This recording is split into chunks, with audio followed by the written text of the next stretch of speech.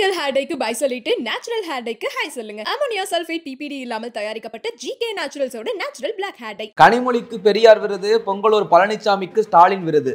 இப்போதைக்கு அவங்க என்ன சொல்ல வராங்கன்னு உங்களுக்கு புரியுது. கனிமொழிக்கு வந்து விருது மட்டும்தான், வேற ஒன்றும். உதயநிதிக்கு ஏதாவது ஒரு விருது கொடுக்கலாம். இன்பநிதி சாருக்கு வந்து உதயநிதி விருது கொடுக்கலாம். உதயநிதிக்கு அவருடைய அப்பாவின் விருது, இன்பநிதிக்கு அவருடைய அப்பாவின் விருது. அன்னிலேருந்து அவர் ரொம்ப வருஷமா சொல்லிட்டு இருக்காரா இல்லையா, நமக்கு நாமே திட்டம், நமக்கு நாமே திட்டம். இதான் அது. ஓரணியில் தமிழகத்தில் 2 கோடி பேரா? நிறைய இடத்துல வந்து பார்த்தீங்கன்னா அந்த உங்களோட ஸ்டாலின் இதில் பார்த்தீங்கன்னா நிறைய வந்து பேரே இல்லையா, ஆளே இல்லையா. ஒரு நிர்வாகி அவர் வந்து இருக்கிறதுலையே அதிகமான பேரை சேர்த்தாரு அப்படின்னு சொல்லி அவர் வந்து பாராட்டி எல்லாம் பண்ணார் முதல்வர். கடைசியில் விசாரித்து பார்த்தா அவர் யாரையுமே உறுப்பினராக, யாரை பார்த்தாலும் இந்த 2 கோடி பைத்தியம் தமிழ்நாட்டில் எல்லா அரசியல்வாதிகளுக்கும் பிடிச்சிருச்சு. உதயநிதி திமுகவில் 2 கோடி சேர்த்துட்டோங்கிறார். எடப்பாடி வந்து ஆல்ரெடி 2 கோடி, இப்போ நாங்கள் மறுபடியும் 1 கோடி 2 கோடி சேர்த்துட்டோங்கிறார். விஜய் வந்து சேரும்போது கட்சி ஆரம்பிக்கும் போதே நமக்கு ஒரு 2 கோடி உறுப்பினர்கள் நமக்குங்க. எல்லாம் சேர்த்தா நமக்கு வந்து நம்ம மக்கள் தொகை கிட்டத்தட்ட ஆசியாவோட மக்கள் தொகையோட தமிழ்நாட்டில் அதிகமாக இருக்கும் போல இருக்கு. பிரசாந்த் கிஷோர் கூட சொல்லியிருக்காரு, பீகாரில் உள்ள பிரச்சனைகள் தமிழ்நாட்டில் உள்ள முதல்வர் ஸ்டாலினுக்கு என்ன தெரியும்னு நேற்று கேட்டிருக்காரு. இவரை போய் இண்டி கூட்டணிக்காக போய் பீகாரில் வந்து இப்போ போய் தேர்தல் வருது. ஸ்டாலின் அங்கே போய் வந்து பிரச்சாரம் பண்ணால் முதல்ல எந்த மொழியில் பிரச்சாரம் பண்ணார்? ஏதோ தமிழர்கள் பகுதியாக இருந்தால் தமிழில் பண்ணலாம், மற்ற இதில் போய் அவர் வந்து ஹிந்தியில் பண்ணுவாரா, பீகாரியில் பண்ணுவாரா?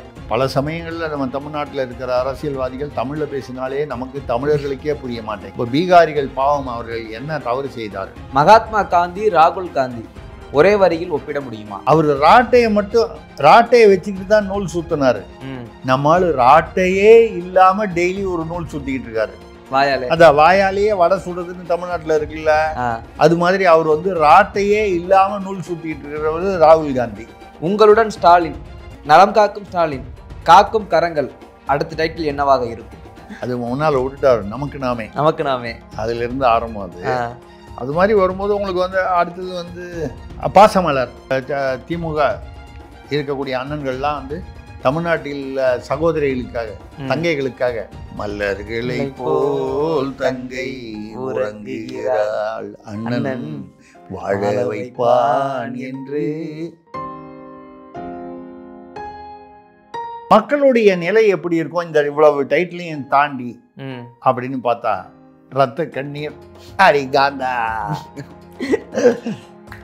அம்பேத்கரை விட தொல் திருமாவளவன் ஒரு படி மேல் என்கிறாரே விசிக நிர்வாகி வனிதா ஐபிஎஸ். அம்பேத்கர் வந்து 32 பட்டப்படிப்பு என்னமோ படித்தவர், டிகிரி வாங்கினவர், 32 டிகிரி, மிகச்சிறந்த சட்ட மேதை.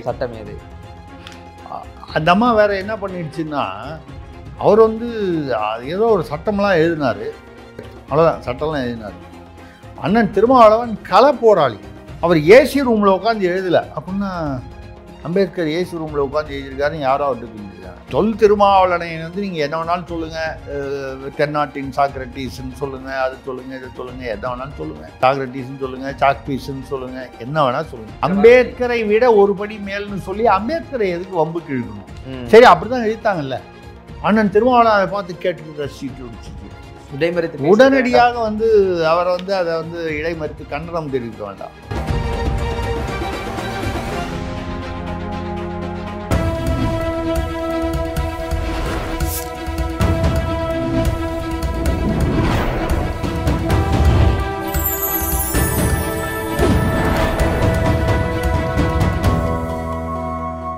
சேனல் 5 தமிழ் நேயர்களுக்கு வணக்கம். திருசக்தியாரன் கேள்வி பதில் நிகழ்ச்சியில் உங்களை சந்திப்பதில் மகிழ்ச்சி அடைகிறேன். சார் ரெடியா இருக்காரு, வாங்க கேள்விகளை கேட்கலாம். சார் வணக்கம். வணக்கம். வெள்ளிக்கிழமை நல்ல மஞ்சள் மங்களகரமாக மஞ்சளில் வந்திருக்கிறேன். நல்ல கேள்வியில கேளுங்க. ஓகே சார், முதல் கேள்வி மேட்டூரிலிருந்து மேகநாதன் கேட்கிறார். சரிங்க. காதில் கழுத்தில் நகை இருந்தால் மகளிர் உரிமை தொகை கிடையாது என்கிறாரே அமைச்சர் KKSSR. ரொம்ப யதார்த்தமா பேசுறாரு. காதில் கழுத்தில் நகை போட்டிருந்தீங்கன்னா நீங்கள் அப்படின்னா ஏழைகள் இல்லை. ஆமாம். பட் அவருக்கு எப்படி தெரியும் அது? ஏன்னா பெண்களில் வந்து பொதுவாக தங்கத்துலேயும் போடுவாங்க, கவரிங்லேயும் போடுவாங்க, வசதி இல்லாதவங்க கவரிங்லேயும் போடுவாங்க, இப்போ காது கழுத்தில் நகைகள் இல்லைன்னா தான் வந்து அப்போ அந்த மகளிர் உரிமைன்னு போய் செக் பண்ணும்போது அவங்க எல்லாத்தையும் கழட்டி வச்சுட்டு வந்தாங்கன்னா கொடுத்துருவாங்க போல இருக்கு. இதுலேயும் ட்ராமாவா? இந்த கரகாட்ட கோஷ்டி எதில் தான் வந்து ட்ராமான்னு இதுவும் ட்ராமா. ஓ நம்ம தான் இப்படி திங்க் பண்ணுறோம், அவர் வேற மாதிரி திங்க் பண்ணுறாரு. அது அவர் இல்லை, நீங்கள் திங்க் பண்ணுறீங்க அப்படி. இல்லை இருக்குமோ அப்படி நம்ம நினைக்கிறோம். என்னன்னா காதில் கழுத்தில் நீங்கள் நகை போட்டிருந்தீங்கன்னு வைங்க, இப்போ பார்த்தீங்கன்னா அடிக்கடி பார்த்தாங்க. இப்போ கூட இப்போ 2 மாதம் முன்னால் வந்துச்சு, எங்கேருந்தோ வடநாட்டிலேருந்து எங்கேருந்தோ ஃப்ளைட்டில் வராங்களாம். ஆமாம். வந்துட்டு இங்கே வந்து வழிப்பறி இந்த மோட்டர் சைக்கிளில் போய் கழுத்தில் போடுறது செயின் எல்லாம் அறுத்துட்டு ஒரு 5-6 இடம், ஒரு 7-8 இடம் அந்த மாதிரி மாறி ஒரு ஏரியாவில் அண்ணா நகர், அடையார்னா அடையார், டப்னு ஒரு 7 இடத்துல முடிச்சுட்டு திருப்பி போய் சட்டையை மாற்றிக்கிட்டு ஏன்னா அடையாளம் தெரியாமல் இருக்கிறதுக்காக போயிடுறாங்க. ஃப்ளைட்டில் வர்ற அளவுக்கு அப்போ அதில் லாபம் கிடைக்குது.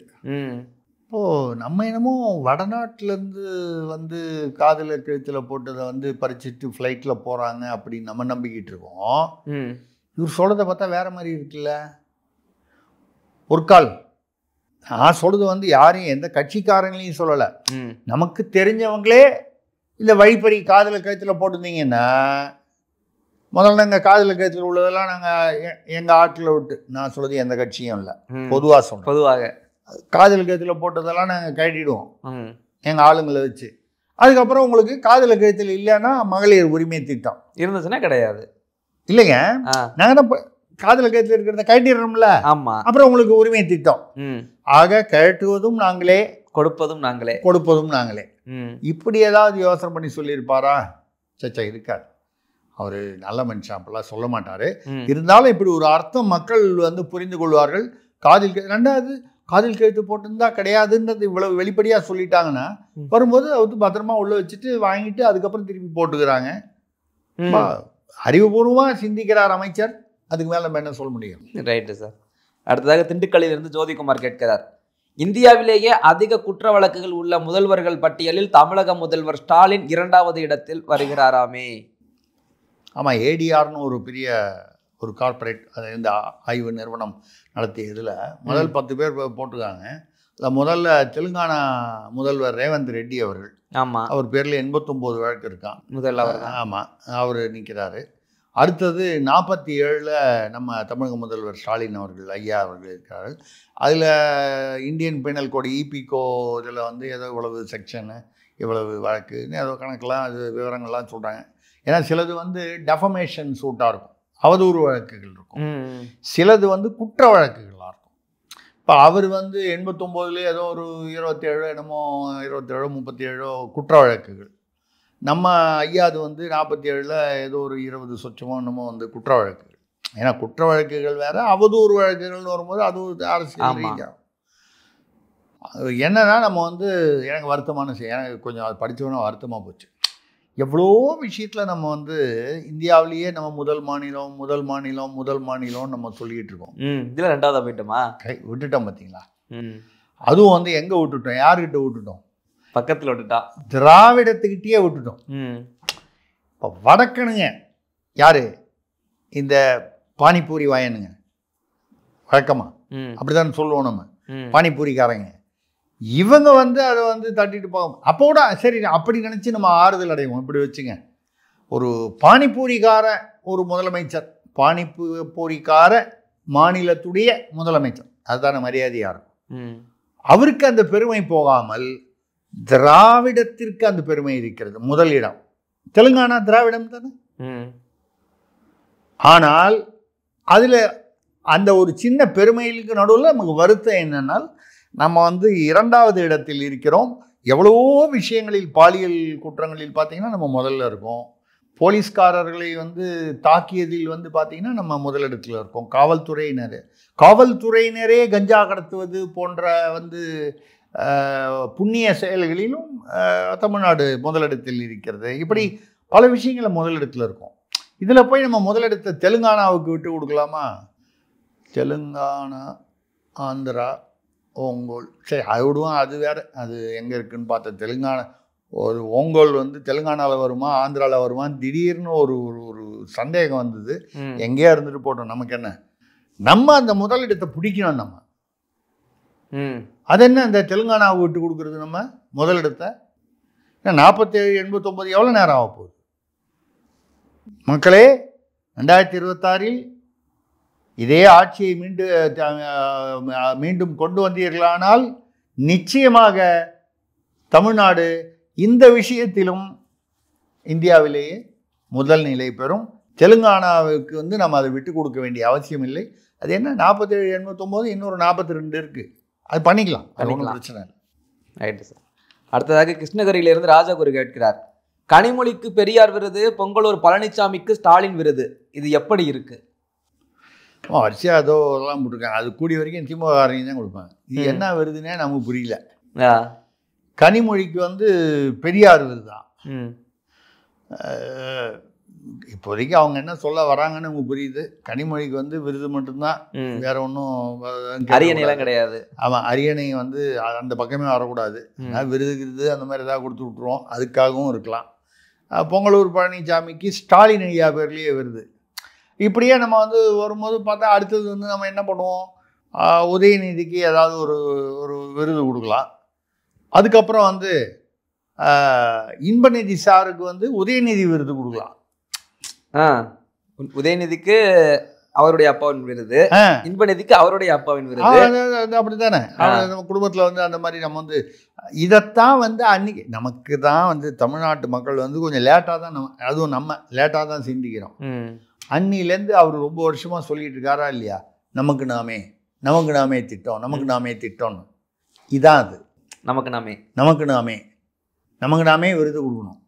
பெரியார் விருது கனிமொழிக்கு, ஸ்டாலின் விருது பொங்கலூர் பழனிசாமி. அதே மாதிரி திமுகவில் உள்ள மற்ற சில நிர்வாகிகள் நிறைய பேருக்கு வந்து அந்த விருது இந்த விருது எல்லாம் அந்த திமுக தலைவர்கள் இல்லை திராவிட தலைவர்கள் பேரில் வந்து விருதுகள்லாம் வந்து திமுக நிர்வாகிகளுக்கே கொடுத்துருக்காங்க. ஆக இப்போ நம்ம வந்து பின்னால் வந்து எதிர்பார்க்கலாம், உதயநிதி பேரில் விருது வரும், உதயநிதிக்கு ஒரு விருது வரும், அப்புறம் உதயநிதி பேரில் விருது வரும், அந்த விருது இன்பநிதிக்கு போகும். ஸோ நம்ம அந்த அந்த அந்த விருது கூட வெளியில் போகக்கூடாது. என்ன ஒரு பாசம் பாருங்க தமிழ்நாட்டில். அதாவது ஏதோ பணங்கனோ சொத்து புகழ் பதவி இதெல்லாம் வந்து குடும்பத்துக்குள்ளே தான் இருக்கணும், மற்றவங்களுக்கெல்லாம் போகக்கூடாது. அது ஒரு இது. அதை தாண்டி விருதுகள் கூட நம்ம கட்சிக்குள்ளேயே தான் இருக்கணும், அது கூட வெளியே போகக்கூடாது. அந்த ஒரு அந்த ஒற்றுமை அந்த பிணைப்பு இருக்கு பாருங்க திராவிட முன்னேற்ற கழகத்தில். அது மிகச்சிறிய ஒரு அது மிகப்பெரிய ஒரு சிறிய அருமையான ஒரு உதாரணம், தேசத்திற்கே ஒரு உதாரணம். ஒரு விருது கூட வெளியில் விட்டு கொடுக்காத அளவுக்கு அவ்வளவையும் வாங்கி குவிக்கிறாங்க. நான் விருதை சொல்கிறேன், நீங்கள் ஏதோ சொத்துன்னு நான் சொத்து குவிக்கிறாங்க, நான் விருதை பற்றி சொல்கிறேன். வாங்கி குவிக்கிறாங்க பாருங்க. இது திராவிட மாடல்ங்கிறது மிகச்சிறந்த மாடல்ங்கிறது இது ஒரு. Okay sir. அடுத்ததாக ராயபுரத்திலிருந்து காளிதாஸ் கேட்கிறார், சீட்டுகளை அள்ளி குவிக்கும் நிர்வாகிகளுக்கு தேர்தலுக்கு பின் பரிசுகளை திமுக கொடுக்க முடிவு செய்திருக்கிறது, உங்களுக்கு ஏதாவது புரிகிறதா? சீட்டுகளை அள்ளி கொடுக்கும், ஆமாம், அந்த நிர்வாகிகளுக்கு. அதான் நிர்வாகிகள்னால் பொதுவாக அந்த மாவட்ட செயலாளர்னால் அவருக்கு ஒரு 5-6 தொகுதி வரும், சட்டமன்ற தொகுதி வரும். அது இப்போ ஒருத்தர் வந்து 4 தொகுதி 5 தொகுதி ஜெயிச்சு தரான்னு வைங்க, அது பெரிய விஷயம் தானே. ஆமாம், அதாவது குறைந்தபட்சம் ஒரு 4 தொகுதி 6ல் 4 வந்தாலே அப்படின்னா அவங்களுக்கு வந்து மெஜாரிட்டி தனி. இந்த திருமாவளவன் இந்த காங்கிரஸ் இந்த பிடுங்கள்லாம் எதுவுமே இல்லாமல், கம்யூனிஸ்ட் இந்த பிடுங்கள்லாம் எதுவுமே இல்லாமல் தனிப்பட்ட முறையில் அவங்க பாட்டில் ஆட்சி அமைச்சுக்கிட்டு ஏதோ அவங்களுக்கு அப்பப்போ தெளிச்சிட்டு போகலாம். யார் கூட்டணி கட்சிகளுக்கு. இப்போ உங்களுக்கு வந்து நீங்கள் வந்து இப்போ ஒரு மாவட்ட செயலாளர் 6 தொகுதியில் 2 தொகுதி தான் திமுக வருதுன்னு வைங்க, அப்போ என்ன ஆகிடும்? அப்போ கூட்டணி கட்சிகள் வந்து ஜெயிக்கிறதையும் சேர்த்து தான் ஆட்சி அமைக்கிறதுக்கான வாய்ப்பு வரும். ஆமாம், அப்படி இல்லாமல் தனிப்பெரும்பான்மை பெற்றே நம்ம ஆட்சி நடத்தணும்னா அப்போ இந்த மாதிரி இன்சென்டிவ் ஸ்கீம் அவசியம். பட் இதில் ரொம்ப இன்ட்ரெஸ்டிங் வந்து நீங்கள் சுவாரஸ்யமான விஷயம் கவனிக்கணும். சீட்டுகளை அள்ளி தருபவர்களுக்கு ஏன்னா கொடுக்குறாங்க, பரிசு கொடுக்குறாங்க. அப்படின்னா என்ன? நோட்டுகள். சீட்டுகளை அள்ளி தருபவர்களுக்கு நோட்டுகள். நீங்கள் எப்படி பார்க்குறீங்களா? அப்படியே இது வந்து திமுக என்பது வந்து அழகிய முகம் பார்க்கும் கண்ணாடி. அது அப்படியே பாருங்க, நோட்டுகளை அள்ளி தருபவர்களுக்கு தான் முதல்ல சீட்டு. முதல்ல நீங்கள் நோட்டு கொடுக்கணுமா? ஆமாம். இது நல்லா பாருங்கள். இது ரொம்ப சிக்கலான தத்துவம். நீங்கள் என்ன பண்ணுறீங்க? பெரிய சிக்கலாக இருக்கு. இது ரொம்ப சாக்ரட்டிஸ் எல்லாம் வந்து ஒன்றுமே பண்ண முடியாது. அதாவது நீங்கள் நோட்டு கொடுக்கணும். ஆமாம்.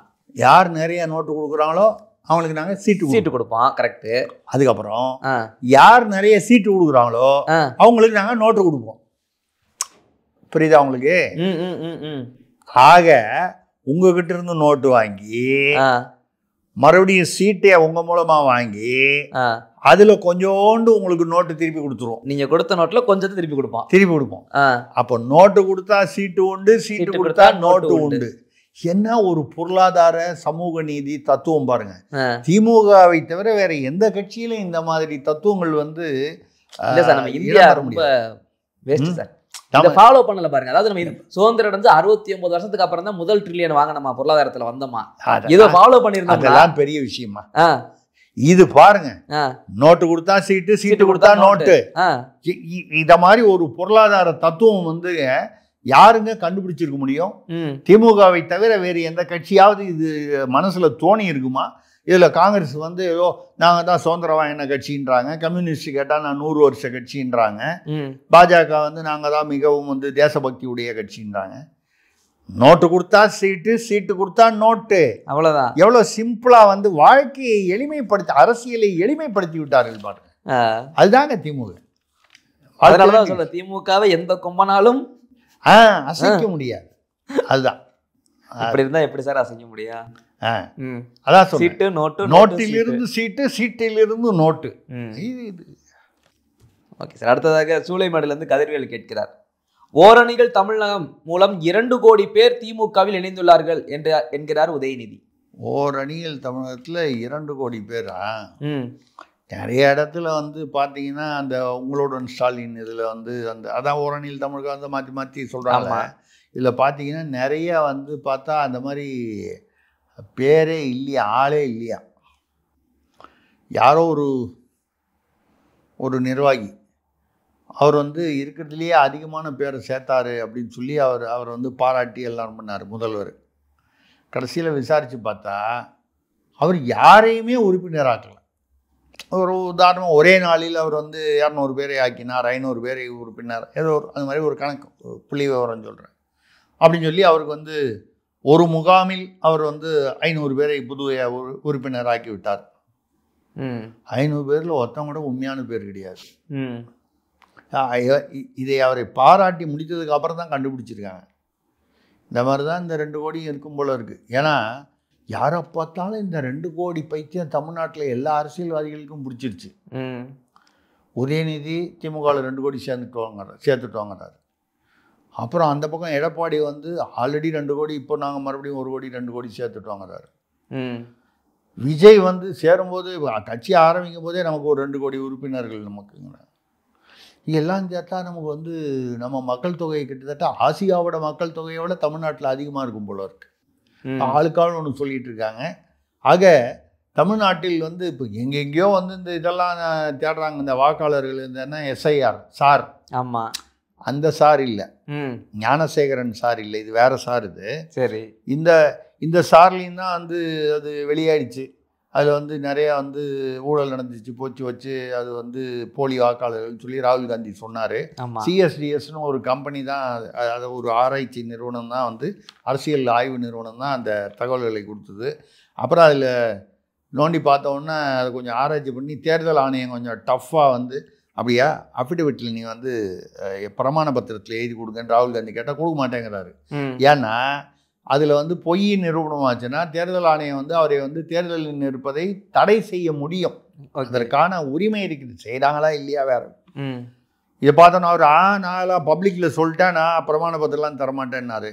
இதெல்லாம் விசாரிக்க ஆரம்பித்தோடனே பார்த்தா இந்த CSDS நிறுவனம் வந்து சஞ்சய் குமார்நாத்துடைய தலைவரை வந்து ஓப்பன் வெளிப்படையாக நாங்கள் கொடுத்த புள்ளி விவரங்கள் தவறானவை, நாங்கள் ஏதோ ஒரு குழப்பத்தில் சட்டமன்றத்தையும் இதையும் அது பேர் நாடாளுமன்ற லிஸ்ட்டையும் தவறாக வந்து ஏதோ ஒப்பிட்டு ஏதோ நாங்கள் போட்டுட்டோம், நாங்கள் கொடுத்த புள்ளி விவரம். அப்போ அந்த புள்ளி விவரம் இப்போ ராகுல் காந்தி பேசுனதெல்லாம் தவறு. இப்போது நீங்கள் அதை எதிர்த்து தான் பெரிய நாடு முழுக்க வந்து அந்த சார் வந்து இது பண்ணக்கூடாது, அந்த திட்டத்தை வந்து தமிழ்நாட்டில் வந்து ஏதோ 6.5 லட்சம் பேர் 6.5 லட்சம் பேர் வந்து பீகாரில் இருந்து இருப்பவர்களை தமிழ்நாட்டில் திணிக்கிறார்கள். பிரசாந்த் கிஷோர் கூட சொல்லியிருக்காரு, பீகாரில் உள்ள பிரச்சனைகள் தமிழ்நாட்டில் உள்ள முதல்வர் ஸ்டாலினுக்கு என்ன தெரியும்னு நேற்று கேட்டிருக்காரு. கரெக்டு தான்.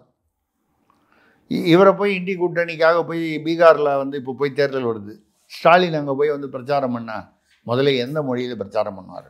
ஏதோ தமிழர்கள் பகுதியாக இருந்தால் தமிழில் பண்ணலாம், மற்ற இதில் போய் அவர் வந்து ஹிந்தியில் பண்ணுவாரா பீகாரியில் பண்ணுவாரா? பண்ணுனா அவங்களுக்கு புரியுமா? பல சமயங்களில் நம்ம தமிழ்நாட்டில் இருக்கிற அரசியல்வாதிகள் தமிழில் பேசினாலே நமக்கு தமிழர்களுக்கே புரிய மாட்டேங்குது.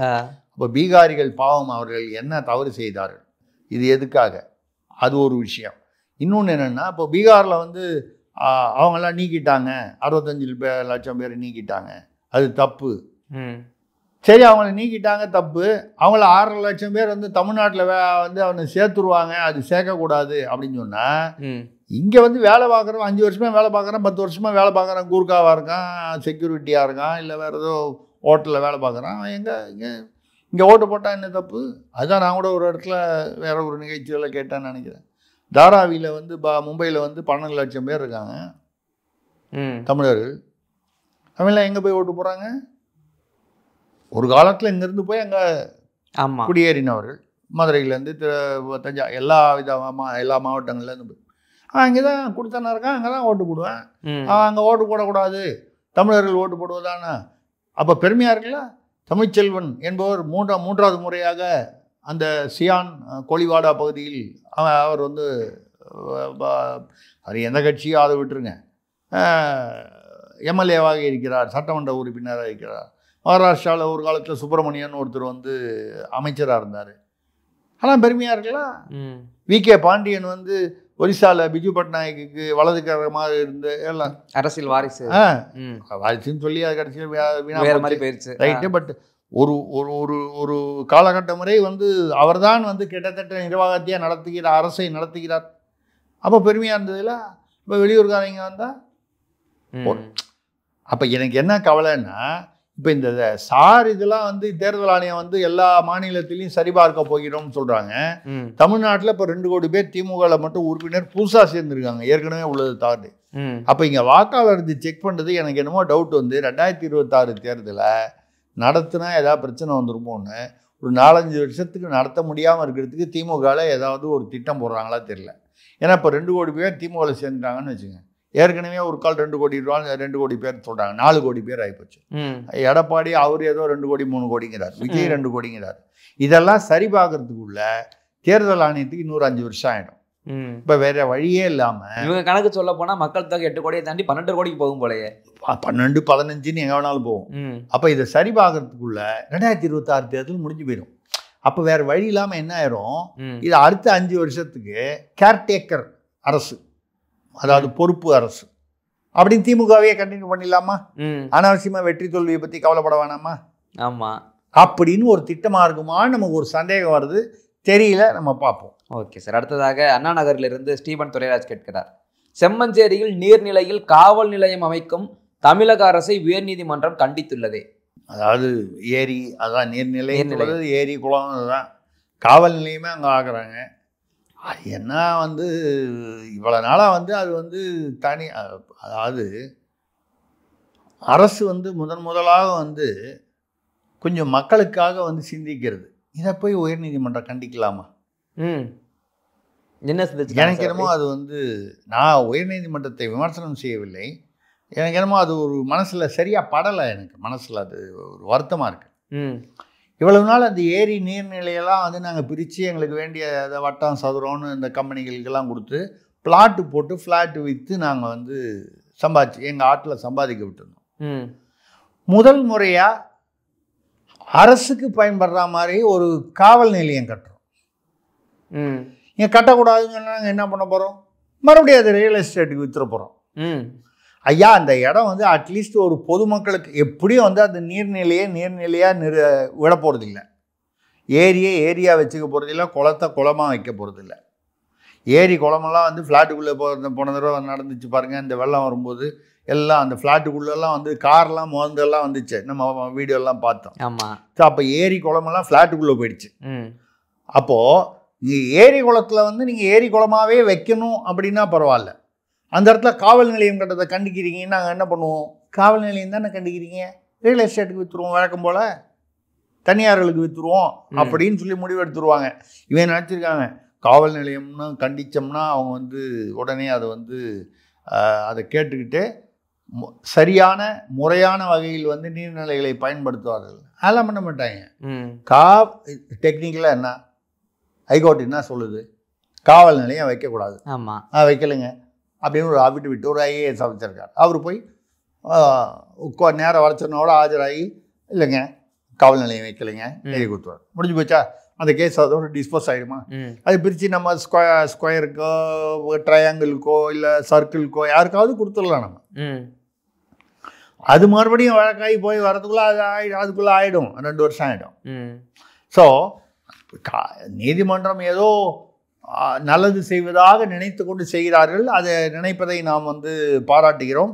ஆனால் திராவிடம் எப்படி செயல்படுங்கிற மாடல் வந்து இன்னும் தமிழ்நாட்டில் இருக்கிற சென்னை உயர்நீதிமன்றத்துக்கு இன்னும் புரியல.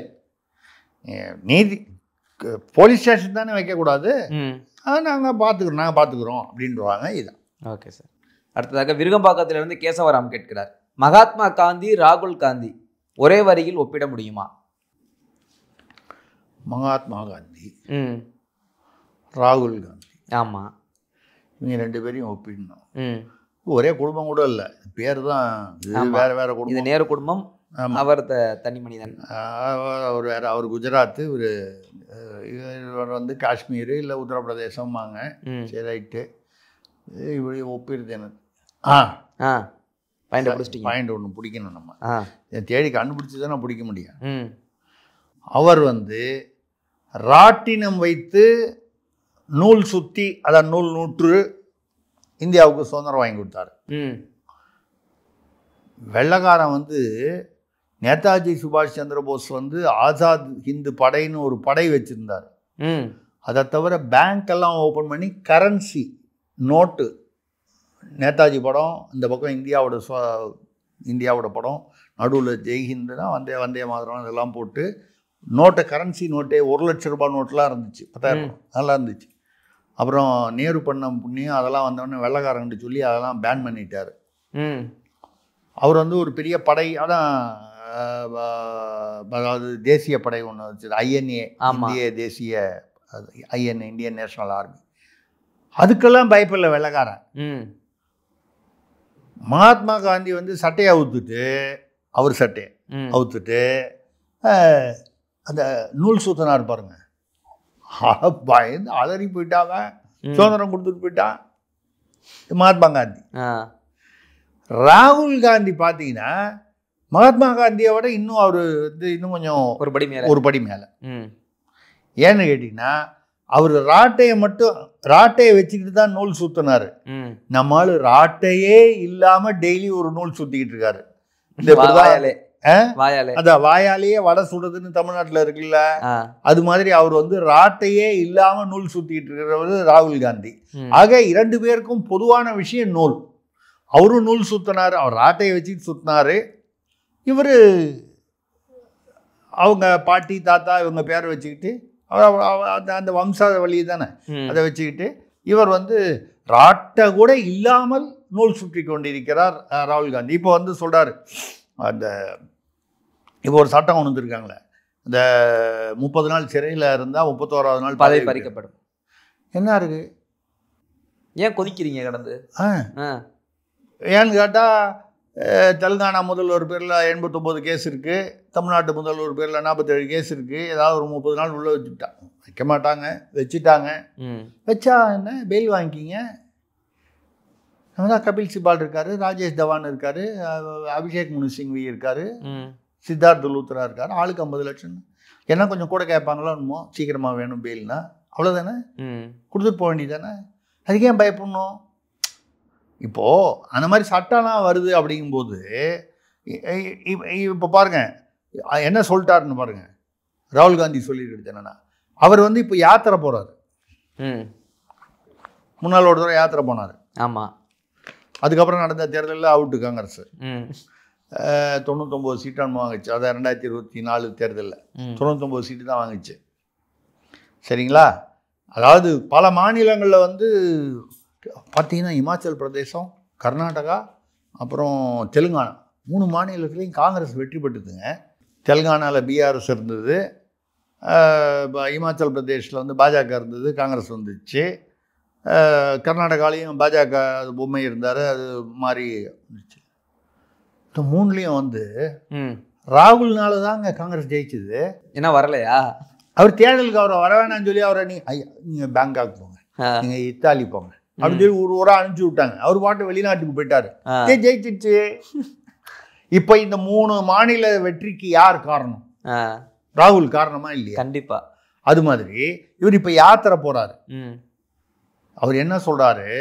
இவர் காங்கிரஸ்காரங்களாம் மல்லிகார்ஜுன் கார்கே உட்பட மற்றவர்களும் ராகுல் காந்தி யாத்திரை போகிறார்ல, இதில் அந்த யாத்திரையுடைய வெற்றி அதை பார்த்து பயந்துதான் அமித்ஷாவும் மோடியுமாக சேர்ந்து இந்த சட்டத்தை கொண்டு வந்திருக்கிறார். அதுக்கு என்ன அப்துல் காதருக்கும் அமாவாசைக்கு என்ன சம்பந்தம்னே தெரியல. இந்த சட்டம் 2013 மன்மோகன் சிங் ஒரு சட்டம் கொண்டு வந்தார்.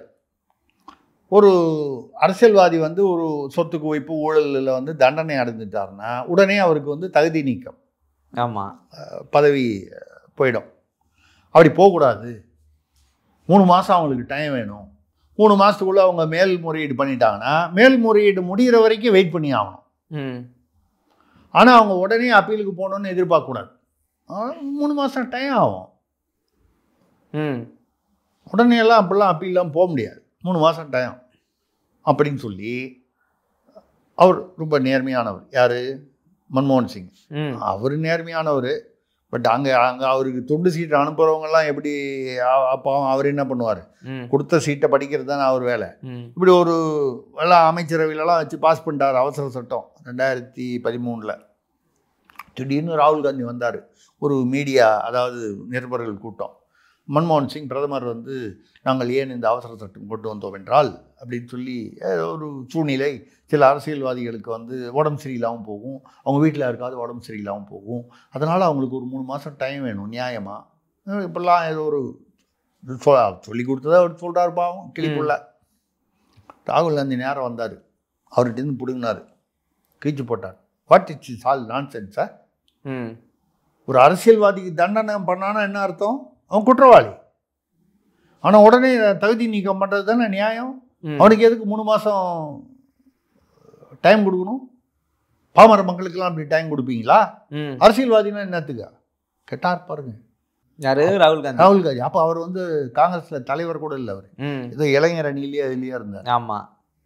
பிரதமர் கையிலேருந்து பிரதமராக பாவம் அவமானப்பட்டார் எல்லாருக்கும் நேரம். மன்மோகன் சிங் அவமானப்பட்டால் யாருங்க கவலைப்படுறாங்க? ஒரு காலத்தில் சீதாராம் கேசரின்னு அவர் காங்கிரஸ் தலைவராக இருந்தார். அவர் வந்து அந்த அம்மா சொன்னாங்க, சோனியா காந்தி நீங்கள் விலகிடுங்க, அவர் வந்து தலித் அவர், அதனால் வந்து நீங்கள் இல்லைங்க போதும் நீங்கள் கிளம்புங்க அப்படின்னாங்க.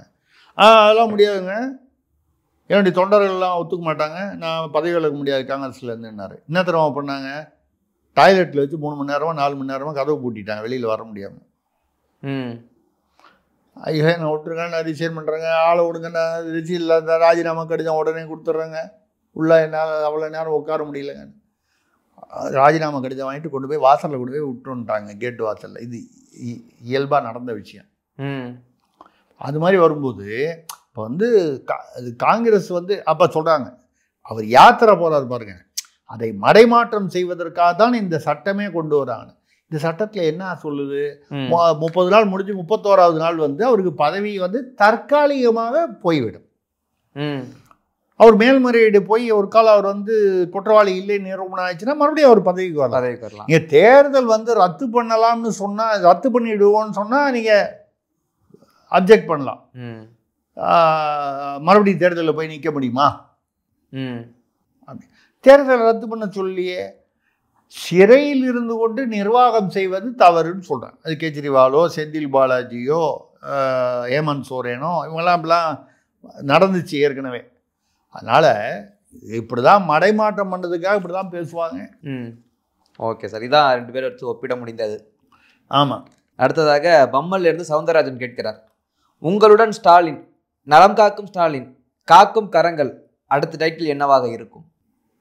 சினிமா டைட்டில் மாதிரி வரும். அது முன்னால் விட்டுட்டாரு, நமக்கு நாமே அதிலிருந்து ஆரம்பம். அது மாதிரி வரும்போது உங்களுக்கு வந்து அடுத்தது வந்து பாசமலர்கள். அதாவது அண்ணன்கள்லாம் வந்து திமுக இருக்கக்கூடிய அண்ணன்கள்லாம் வந்து தமிழ்நாட்டில் சகோதரிகளுக்காக, தங்கைகளுக்காக, மலர்களை போல் தங்கை உறங்குகிறாள், அண்ணன் வாழ வைப்பான் என்று.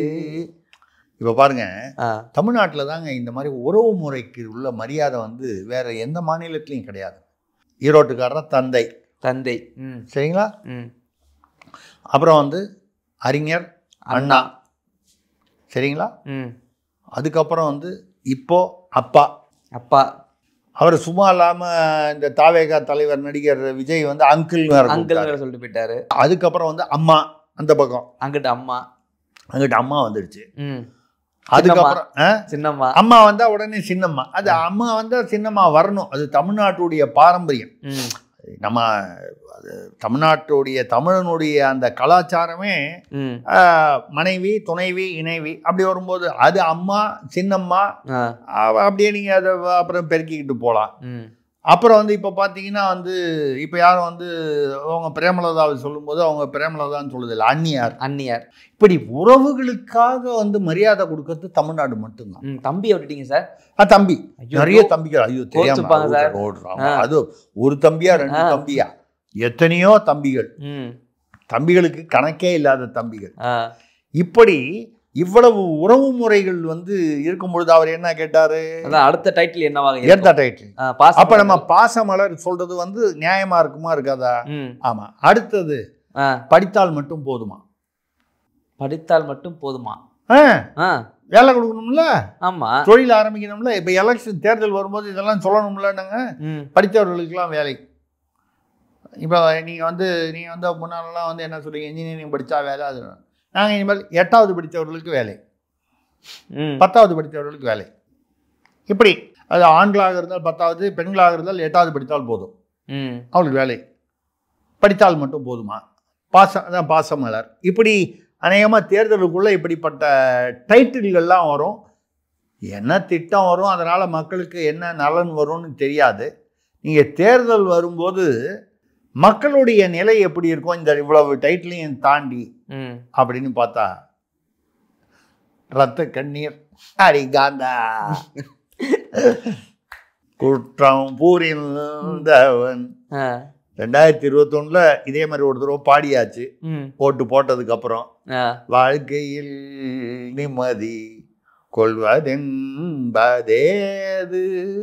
ஐயா, 26ல் இந்த பாட்டு தான் பாடணுமா, வேற ஏதாவது நல்ல பாட்டு பாடலாமா, யோசனை பண்ணிங்க மக்களே. Right sir. அடுத்ததாக பெரம்பலூர்ல இருந்து ஆதி தமிழன் கேட்கிறார், அம்பேத்கரை விட தொல் திருமாவளவன் ஒருபடி மேல் என்கிறாரே விசிக நிர்வாகி வனிதா IPS.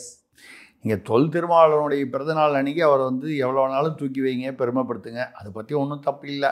அவங்க கட்சியில் தலைவரை தூக்கி வச்சாதான் ஏதாவது பதவி இது கண்டிப்பாக அது ஒரு. ஆனால் வந்து அம்பேத்கர் வந்து 32 பட்டப்படிப்பு என்னமோ படித்தவருங்க, டிகிரி வாங்கினவர், 32 டிகிரி, மிகச்சிறந்த சட்ட மேதை.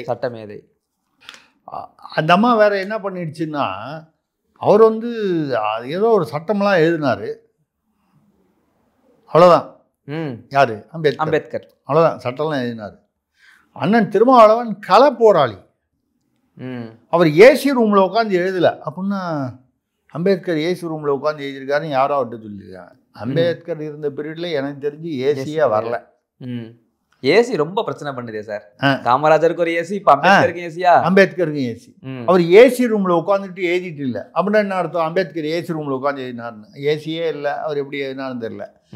ரெண்டாவது, அம்பேத்கர் களத்தில் போராடவில்லை என்று யார் சொன்னார்கள்? அதாவது என்னன்னா, விடுதலை சிறுத்தை கட்சியில் அம்பேத்கரை பற்றி இவ்வளவுதான் இவங்களுக்கு தெரிஞ்சிருக்கு. அம்பேத்கர் களத்தில் சட்டமேதை படித்தவர் எழுதுனா அது ஒரு பக்கம். அவர் தேர்தல் களத்தில் இருந்தார். அது பெரிய தமாஷ் என்னென்னா 1952லேயும் 54லேயும் அவர் தோற்கடிச்சதே காங்கிரஸ் தான். ஆமாம். அதுலேயும் வந்து அம்பேத்கருடைய உதவியாளர் வந்து அவருக்கு எதிரில் நிறுத்தி அவரை தோற்கடித்து அவரை அவமானப்படுத்த வேண்டும் என்பதற்காக தோற்கடித்தாங்க. அப்புறம் அவர் வந்து சிறு சிறு கட்சிகள், அதாவது அப்போ வந்து பாஜக வந்து ஜனசங் அப்படிங்கிற பேரில் தானே முதல்ல ஜனசங்கமாக இருந்தது வாஜ்பாய். அப்புறம் தானே அது பின்னால் தானே பாஜகவாக உருமாறிச்சு. அதை அவர்கள் உட்பட, அவர்கள் தான் இல்லை, அவர்கள் உட்பட இந்த சிறு சிறு கட்சிகள்லாம் சேர்ந்து அம்பேத்கர் நல்ல மனுஷன், படித்த மனுஷன், அவர் வந்து சபையில் பாராளுமன்றத்தில் இருந்தால் பாராளுமன்றத்துக்கு மக்களுக்கு நல்ல பயன் கிடைக்கும்னு சொல்லி யார் கூடவே இருந்த காங்கிரஸ்காரங்க கை விட்டாங்க. கை விட்டது இல்லை, எதிர்ப்பாக நிறுத்தி பண்ணாங்க. ஆனால் இன்னைக்கு பாருங்க, விசிக யாரோட கை விட்டு நிற்குது? அதே காங்கிரஸோட, காங்கிரஸ் இருக்கக்கூடிய அதே கூட்டணியில் தான் நிற்குது. இதெல்லாம் காலத்தின் கோலம். ஏன் ராஜீவ்காந்தியை வந்து கொலை செய்தது வந்து அது கொலை செய்வதற்கு காரணம் பின்னணியில் இருந்தது திமுக தான் சொல்லிட்டு திமுக அரசை டிஸ்மிஸ் பண்ணாங்க. அந்த திமுகவும் காங்கிரஸ் தானே இன்னைக்கு கை கோர்த்துட்டு நிற்கிறாங்க. அரசு யாருக்கும் வெட்கமில்லை. அந்த வகையில் இவர்கள் வந்து தொல் திருமாவளவனை வந்து நீங்கள் என்ன வேணாலும் சொல்லுங்கள், தென்னாட்டின் சாக்ரட்டிஸ்ன்னு சொல்லுங்கள், அது சொல்லுங்கள், இதை சொல்லுங்கள், எதை வேணாலும் சொல்லுங்கள், சாக்ரட்டிஸ்ன்னு சொல்லுங்கள், சாக் பீஸ்ன்னு சொல்லுங்கள், என்ன வேணால் சொல்லுங்கள். ஆனால் அம்பேத்கரை விட ஒரு படி மேல்னு சொல்லி அம்பேத்கரை எதுக்கு வம்புக்கு இழுக்கணும்? சரி, அப்படி தான் இழுத்தாங்கல்ல. அண்ணன் திருமாவளவனை பார்த்து கேட்டுட்டு ரசிச்சுட்டு உடனடியாக வந்து அவரை வந்து அதை வந்து இடைமறித்து கண்டனம் தெரிவிக்க வேண்டாமா? அம்பேத்கர் எவ்வளவு பெரிய ஆள், அவரோட என்ன போய் நீங்கள் வந்து ஒப்பிடலாமா? நீங்கள் அப்படி பேசுவது தவறு. நீங்கள் திருமாவளவன் வந்து சிறந்தவர் அப்படின்னு சொல்லிட்டு அது வேற. அம்பேத்கரை வந்து அம்பேத்கர் எங்கே நான் எங்கே அப்படின்னு சொல்கிறது தானங்க வந்து ஒரு நியாயமாக இருக்கும். எல்லாருக்கும் இந்த புகழ்ச்சி என்ற போதை தேவைப்படுகிறது, திருமாவளவன் உட்பட. Okay sir. அடுத்ததாக ஆம்பூரிலிருந்து காதர் மொய்தீன் கேட்கிறார், கோவை கிணத்துக்கடவு பகுதியில் இயங்கும் Maharaja institute of medical science போலி சான்றிதழுடன் இயங்குகிறது என்று மாணவர்கள் போராட்டம் செய்து கொண்டிருக்கிறார்கள். அரசு என்ன செய்து கொண்டிருக்கிறது? அவங்கள அந்த மாதிரி நீங்களாம் நடத்துங்கன்னு நாங்கள் பார்த்துக்கிறோன்னு சொல்லுதே அரசு. அப்புறம் அரசு என்ன செய்து கொண்டு இருக்கிறதுன்னு கேள்வியெல்லாம் கேட்டால் என்ன அர்த்தம்? மாணவர்கள் ஒரு போராட்டம் கிட்டத்தட்ட ஒரு 400-500 பேர் படிக்கிறாங்களாம். அது ஒரு 3 வருஷத்துக்கு மேலே நடந்துக்கிட்டு இருக்கு. கவனிக்கவும், 3 வருஷம் 2021 அப்புறம் தான் பொன்னான ஆட்சியில். ஆமாம், நடந்துக்கிட்டு இருக்கு. அவன் பாட்டில் டிகிரி கொடுத்துக்கிட்டே இருக்கான். இவங்க அந்த டிகிரிலாம் எடுத்துகிட்டு போய் அங்கங்கே கேட்டால் இது வந்து ஏதோ அவன் முதல்ல வந்து ஏதோ ஒரு ராஜஸ்தானில் ஒரு பல்கலைக்கழகத்தை வந்து அவங்களுடைய அஃபிலியேட்டட்னு சொல்கிறான். அப்புறம் திடீர்னு ஒரு 2 மாதம் பொறுத்து அவங்க இல்லை வேற ஒரு பல்கலைக்கழகத்தோட அஃபிலியேட்டட்னு சொல்லி அந்த புதிய வேற 2வது பல்கலைக்கழகத்து பேர்லேயே அவங்களுக்கு ஐடி கார்டு கொடுக்குறான். இவன் காலேஜ் பேரில் தானே ஐடி கார்டு கொடுக்கணும் மாணவராக இருந்தா. அங்கே இங்கே ராஜஸ்தானில் இருக்கிற ஒரு பல்கலைக்கழகத்து பேரில் ஐடி கார்டு கொடுக்குறான்.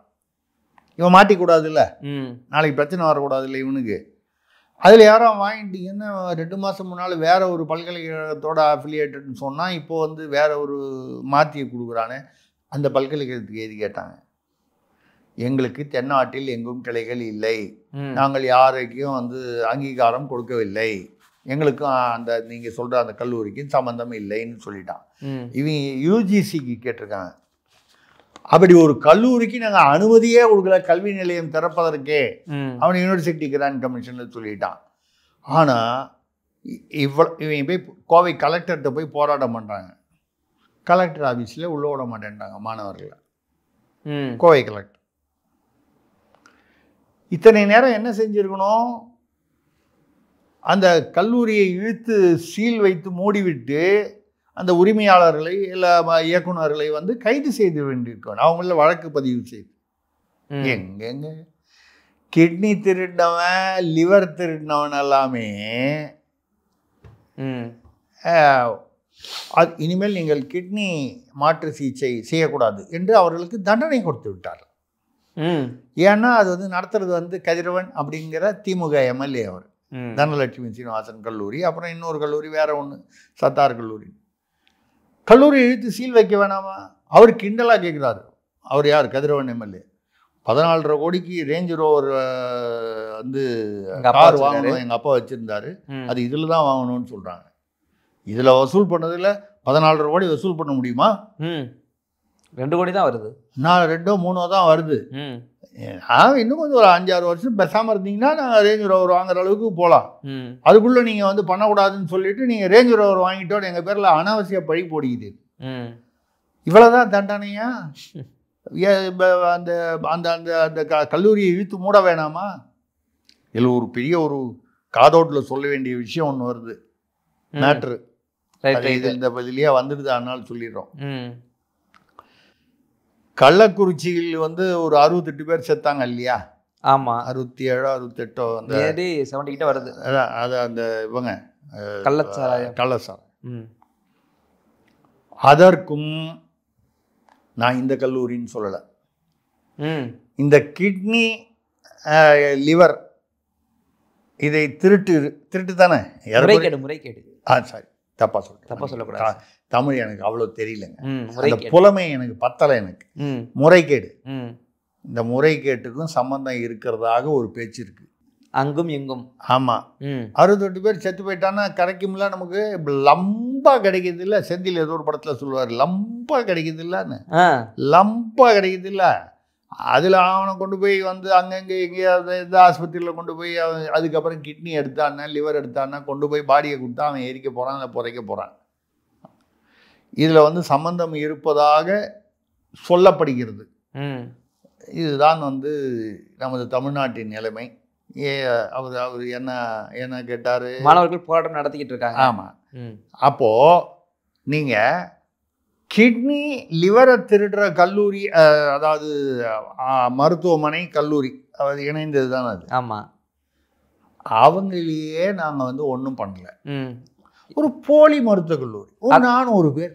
ஆமாம், இது நல்ல கல்லூரியில் படிச்சுட்டு வந்து வேலையை வாங்க போற போக வேண்டியதுன்னு அப்படின்ற மாதிரி சொல்றாங்கன்னு நினைக்கிறேன். அது 400 பேர், இது 400 பேர் நீங்கள் படிச்சீங்க, அது போலி கல்லூரி. ஒரு சர்டிஃபிகேட் கொடுத்தாங்களா? இந்த சர்டிஃபிகேட் வச்சுக்கிட்டு நீ பாட்டில் ஒரு போர்டை வச்சுட்டு போயிச்சு போ. அதில் ஒரு 50 பேர் உங்கள்கிட்ட வந்து வைத்தியத்துக்கு வந்து செத்து போனான்னா 50 கிட்னி 50 லிவர் கிடைக்குதா இல்லையா? நாங்கள் தமிழ்நாட்டை வளர்ச்சி பாதையில் கொண்டு செல்கிறோம் என்று சொன்னால் நீங்கள் நம்ப மாட்டேன் என்கிறீர்கள். எதிர்கட்சிகள் வந்து வேண்டுமென்றே வந்து எங்களுக்கு எதிராக சதி செய்கின்றன. ஓட்டு போட ஆள் வேணாமா வேண்டுமா வேண்டாமா? அது மட்டும் இல்லை, இந்த மாதிரி நாங்கள் வந்து போலி மருத்துவக் கல்லூரிகள் நிறைய சேர்ந்தா தானே நிறைய பேர் கிட்னி லிவர்லாம் கிடைக்கும். நல்ல எண்ணம், எல்லாமே தொலைநோக்கு பார்வை தான் சார். தொலைநோக்கு பார்வை தான். அருமை சார். அடுத்ததாக புதுக்கோட்டையிலிருந்து வீரகதிரவன் கேட்கிறார். கர்நாடக தர்மஸ்தலா கோவில் 4000 பெண்கள் மாயம், கொன்று புதைக்கப்பட்டார்கள் என்ற ஒருவர் முகமூடி அணிந்து புகார் கொடுத்தது முழுக்க போலியானதாமே. அதை திட்டமிட்டு நடத்தியது திருவள்ளூர் எம்பி சசிகாந்த் செந்தில் தானாமே. உங்களுடைய கருத்து? அதாவது தர்மஸ்தலாங்கிறது மிக புகழ்பெற்ற பிரபலமான ரொம்ப ஒரு 1000 வருடங்களுக்கு முன்னாலான ஒரு முருகன் கோயில். அது மஞ்சுநாதா கோயில். மஞ்சுநாதா கோயில் அந்த அந்த பகுதியில் வந்து மிகவும் அது ரொம்ப நம்ம ஒரு திருச்செந்தூர் திருத்தணி பிரபலமான மாதிரி பிரபலமானது. அந்த கோயிலில் திடீர்னு ஒரு ஆள் முகமூடி போட்டு வந்து 4000 பெண்களை வந்து இங்கே வந்து இது பண்ணியிருக்காங்க. பண்ணி அதில் 400 பெண்களுக்கு மேலே நானே புதைச்சிருக்கேன் அப்படின்னு சொல்லிட்டு முகமூடி போட்டு வந்து சொன்னோன்னா அது ஒரு பெரிய இதாகி அந்த கோயிலுக்கே ஒரு பெரிய அவப்பெயர் அந்த கோயில் நிர்வாகத்திற்கு. அந்த கோயிலெலாம் வந்து ஏதோ மன்னர்கள் காலத்தில் இருந்தெல்லாம் கூட வந்து அதற்கு பல நற்பணிகள்லாம் நடைபெற்றிருக்கு. அதை லட்சக்கணக்கான மக்கள் வந்து பக்தர்கள் ஒரு நம்பிக்கையை வைத்து போகக்கூடிய கோயில். இப்படி திடீர்னு வந்து ஒரு பெருசாக கிளப்பி விட்டோன்னா அது என்ன ஆயிடுச்சு, பெரிய பற்றிச்சு. காங்கிரஸ் அரசு வந்து உடனடியாக வந்து அதை வந்து என்ன பண்ணணும், அதை வந்து நாங்கள் விசாரிக்கிறோம் போகிறோன்னு எஸ்ஐடி சிறப்பு புலனாய்வு குழுலாம் வச்சாங்க. எல்லாம் வச்சு விசாரித்து இவங்க உடனே என்ன பண்ணாங்க, ஆக இந்த கோயில் பெயரில் வந்து இப்படிலாம் நடக்கிறது, உடனே அது வந்து இந்து மதத்திற்கு எதிராக ஆட்டோமேட்டிக்காக வந்து ஒரு இந்து கோயிலில் இப்படி நடந்திருக்கிறது என்றால் அப்போ இந்து மதம் அப்படிங்கிறத ஒரு வந்துடும். கடைசியில் பார்த்தா அவங்க போய் எல்லா இடத்துலையும் அவர் சொல்கிற இடத்துலாம் தோண்டி பார்த்தா ஒரே ஒரு பிணத்துடைய எலும்புக்கூடு தான் கிடச்சிது. அது வந்து ஒரு ஆண் இவர் சொல்கிறது வந்து 400 பெண்கள், ஒரு பெண்ணுடைய எலும்பு கூட அவர் சொன்ன இடத்துல போய் தேடி கண்டுபிடிச்சி கிடைக்கல. எங்கேயோ 1-2 ஏதோ எலும்பு துண்டு கிடைச்சிது. அது எங்கே, அது ஏதாவது ஒரு இடுகாடு பக்கத்தில் இருந்திருக்கலாம், ஒரு நாய் குணம் பக்கத்தில் 6 பேர் இருந்திருக்கு, அடிச்சுட்டு வந்திருக்கலாம் அப்படின்னு இருக்கலாம், அதெல்லாம் இருக்கலாம். ஆக இது பொய் என்று தெரிந்து விட்டது. இது இப்போது அங்கே வந்து கர்நாடக அரசு முதல்ல வந்து இது வந்து தனக்கு ஏதோ பாஜகவிற்கோ இல்லை வந்து இந்து அப்படிங்கிற அந்த இதுக்கோ எதிராகவோ இது வந்து இது தனக்கு அரசியல் ரீதியாக பயன்படும்னு இது முதல்ல பில்டப் கொடுத்துச்சு. இப்போ இது வேறு மாதிரி போகணுன்னு அப்படி கொஞ்சம் வேறு வழி இல்லாமல் அடக்கி வாசிச்சுட்டாங்க. இப்போ திடீர்னு அங்கே உள்ள ஒரு பாஜக எம்எல்ஏ ஜனார்தன் ரெட்டி, முன்னாள் அமைச்சராக இருந்தார்னு நினைக்கிறேன், அவர் வந்து என்ன சொல்கிறாருன்னா, இந்த முகமூடி இருக்கிறவர் கடைசியில் பார்த்தா சின்னையான்னு ஒருத்தர், இந்த முகமூடியை இது வரைக்கும் முகமூடியோடு இருந்தார், இப்போ இது பொய்ன்னு தெரிஞ்சோன்னா முகமாவது மூடியாவதுன்னு கட்டிட்டாங்க சின்னையான்னு. அவர் கேட்டால் என்ன சொல்கிறாரு, என்ன நான் வந்து எனக்கு கிறிஸ்துவராக வந்து யாரோ ஒருத்தர், ஒரு அருள் தந்தை ஒருத்தர் மாற்றினார், அவர் தான் என்னை இப்படிலாம் சொல்ல சொல்லி பணம் கொடுத்து சொல்ல சொன்னார். அப்போது இதற்கு பின்னால் இந்த மதமாற்ற கும்பல் இருக்கிறது என்பது நிரூபணமாகிறது.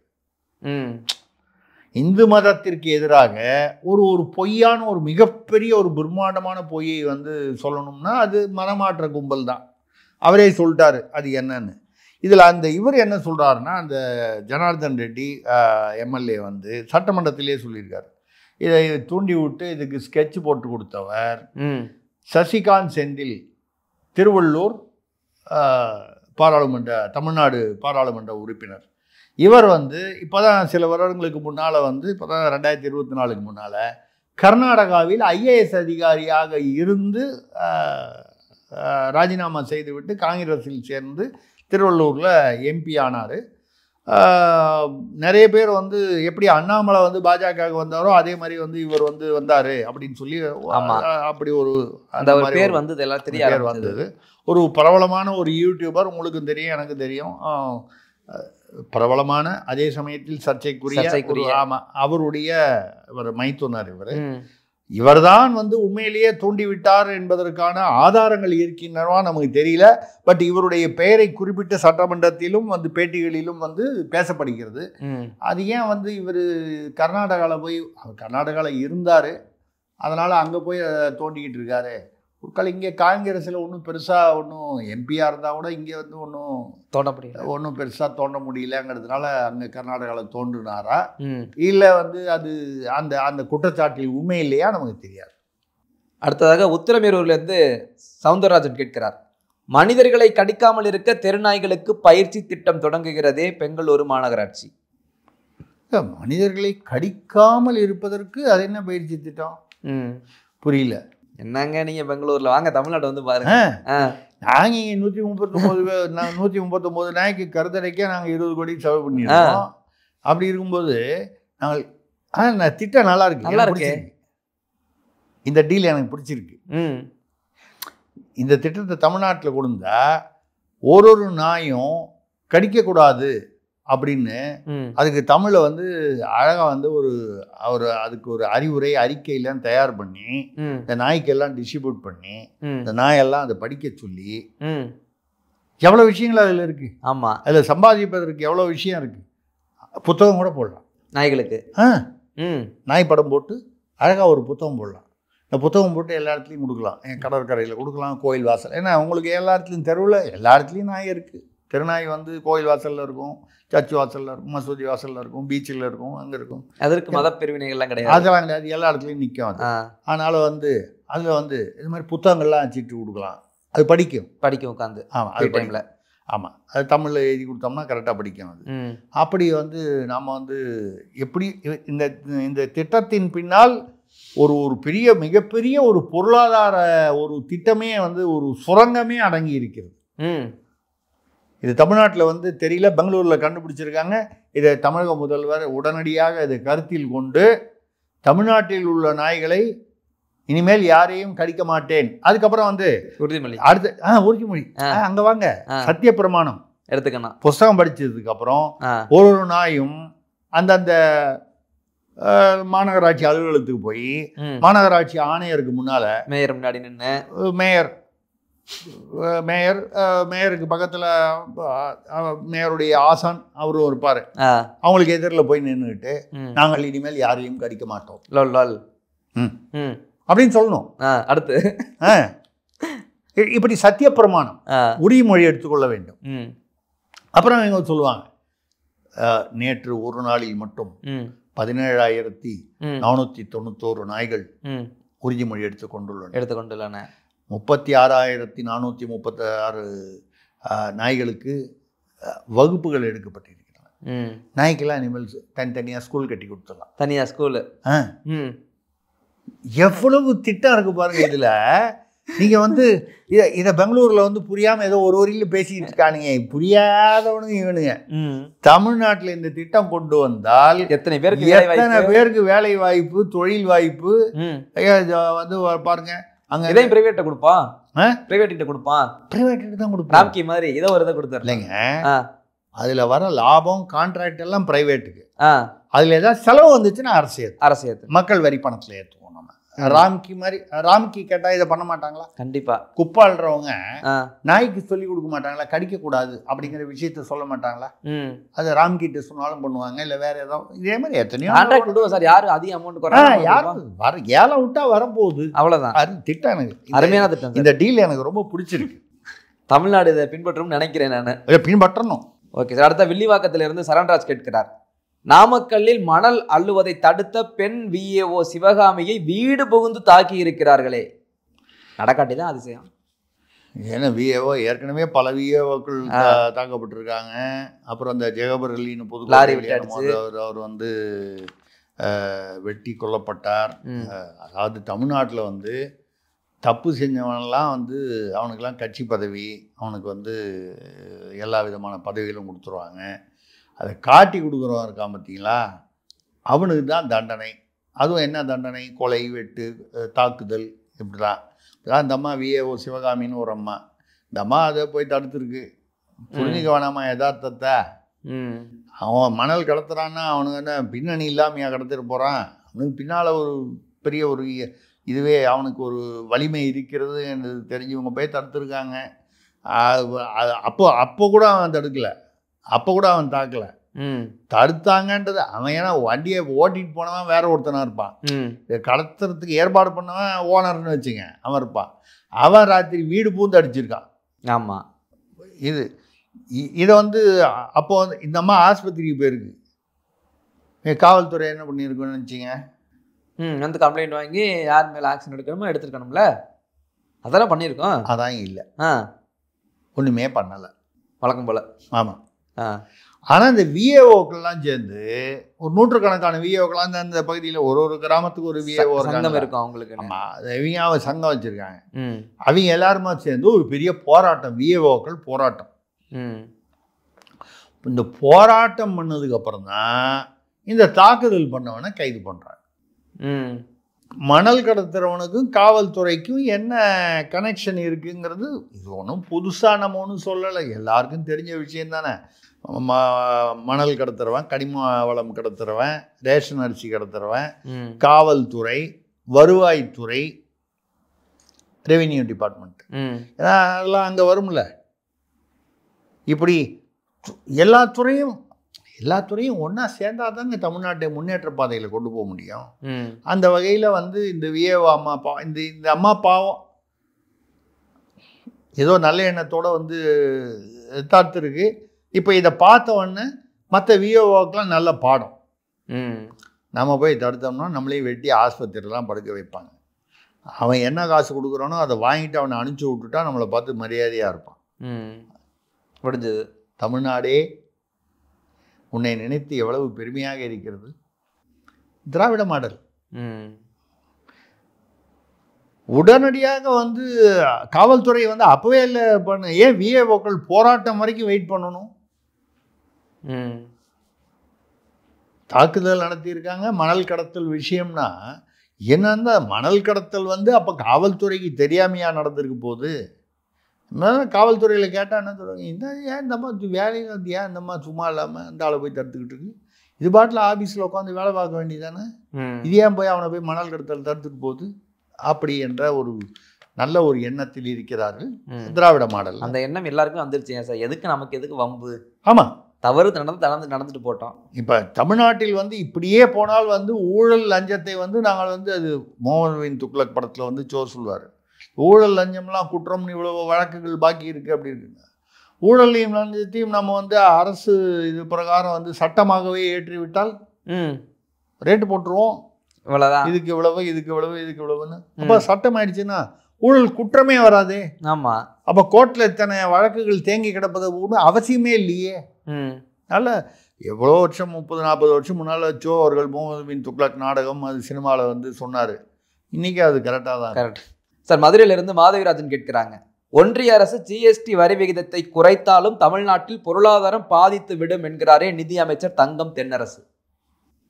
குறைத்தாலும் பாதிப்பு அப்படின்றாரு, என்ன கணக்கு? முன்னால் வந்து 5%, 12%, 18%, 28%ன்னு 4 ஸ்லாப் இருந்தது. அப்போ என்ன சொல்லிட்டு இருந்தாங்க, இந்த ஜிஎஸ்டியில் வந்து பணமெல்லாம் வந்து மத்திய அரசு பிடிங்கிக்குது, எங்களுக்கு கொடுக்கவே மாட்டேங்குது. உண்மை என்னன்னா 50% வந்து மத்திய அரசுக்கும் 50% வந்து மாநில போகுது. அந்த மத்திய அரசுக்கு போகிறதுலையும் 21% 22% திரும்பி மாநில அரசுக்கு வந்துடுது. ஆக 100ல் ஏறத்தாழ 72% மாநிலத்துக்கு வந்துடுது. பாக்கி 28% தான் அவங்க வந்து மத்திய அரசு சம்பளம் கொடுக்கறது, இராணுவம் போகிறது, மற்ற மத்திய அரசுக்கு உண்டான கடமைகள் என்னவோ அது செய்கிறாங்க. எங்களுக்கு கொடுக்கவே இல்லை, தமிழ்நாட்டை வஞ்சிக்கிறார்கள், துஞ்சிக்கிறார்கள், இப்படியே வழக்கமாக பேசிகிட்டு இருந்தாங்க. இப்போ வந்து என்ன பண்ணாங்க, இப்போ ஒரு போன வாரத்தில் இந்த 5%யும் 18%யும் மட்டும் விட்டுட்டு 12யும் 28யும் ரிமூவ் பண்ணிட்டாங்க. ஒன்று இந்த 12 இருந்ததெல்லாம் 5க்கு கொண்டுட்டாங்க. எசென்ஷியல் குட்ஸ், அதாவது அவசியமான பொருட்கள், உணவுப் பொருட்கள் உட்பட அவசியமான பொருட்கள் 5% தான். இதுக்கு முன்னால் சிலது 5 சிலது 12 இருந்தது. இந்த 12 5 ஆக்கிடுச்சு. அதே மாதிரி 28 இருந்தது, 28ஐயே அபாலிஷ் பண்ணிவிட்டு இந்த 18 நிறுத்திட்டாங்க. அப்போ ஏற்கனவே 28 இருந்ததெல்லாம் இப்போது 18க்கு வந்துடுச்சு. ஆக என்ன செய்திருக்கிறார்கள், ஜிஎஸ்டி வரையை குறைத்திருக்கிறார்கள். 12லிருந்து 5ஆகவோ இல்லை 28லிருந்து 18ஆகவோ குறைத்திருக்கிறார். அப்போ என்ன சொன்னாங்க, 4 ஸ்லாப் இருக்கும்போது வரி பத்தலை போல வரல. இப்போ என்ன சொல்கிறாங்க, இப்படி வரியை குறைத்ததின் மூலம் மாநிலத்தின் பொருளாதாரத்திற்கு சேதாரம் ஏற்படுகிறது. ஏன் மக்களுக்கு லாபம் தானே? ஆமாம், எனக்கு 12 இருந்தது 5 எனக்கு லாபம் தானே. இப்போ ஒரு சோப்புன்னு எடுத்துங்களேன், நமக்கு தெரியாதது எவ்வளோ ஜிஎஸ்டின்னு 12% இருக்குன்னு வச்சு, இப்போ 5% ஆகுறாங்க. சோப்போட விலை குறையுதா இல்லையா? 32-33 மாறுது, மக்களுக்கு லாபம். இதே மாதிரி ஒரு பொருளுக்கும் 28 இருந்தது, இப்போ 18 ஆயிடுச்சு, மக்களுக்கு லாபம் கொடுத்தது இல்லை. இதில் வந்து மாநிலங்களுக்கு ஏற்படும் நஷ்டங்களை மத்திய அரசு தான் ஏற்றுக்கொள்ளணும். அந்த பர்சன்டேஜ் மாறலை, 50% 50%, அதாவது பாதி மத்திய அரசுக்கு பாதி ஸ்டேட் கவர்மெண்ட். அதுலேருந்து மறுபடியும் 21% கொடுக்குறதும் 22 21 அதுவும் மாறலை. ஆக என்ன வரி வந்து கலெக்ட் ஆகுதோ அதில் ஏறத்தாழ 72% மாநிலத்துக்கு வருது.